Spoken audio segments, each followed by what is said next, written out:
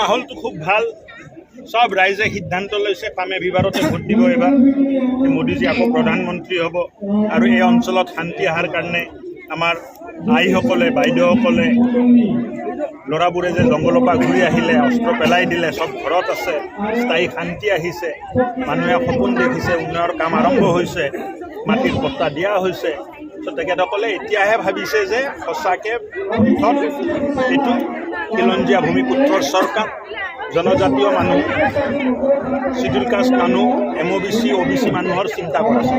বৰ্তমানলৈকে এইটো অঞ্চলত যি BPF-এ কেম্পিং কৰি আছে এইটো স্যাৰ আমি আছো স্যাৰ, প্ৰভাৱ পৰিব নেকি? আমি আছো স্যাৰ। এই আপনাৰ ক'ত লগত BPF মই আছে ৰে? আমি ক'ত আছো, BPF চব নাই ৰে? তাৰমানে BPF-ৰ কেম্পেইন একো প্ৰভাৱ নপৰিব। ক'ত BPF আছে ৰে? BPF কোকৰাঝাৰতে নোহোৱা হৈ গ'ল, এতিয়া ক'ত ঢেকীয়াজুলিত BPF নাই? আমি কোকৰাঝাৰ ওদালগুৰিতে BPF নোহোৱা কৰি দিলোঁ।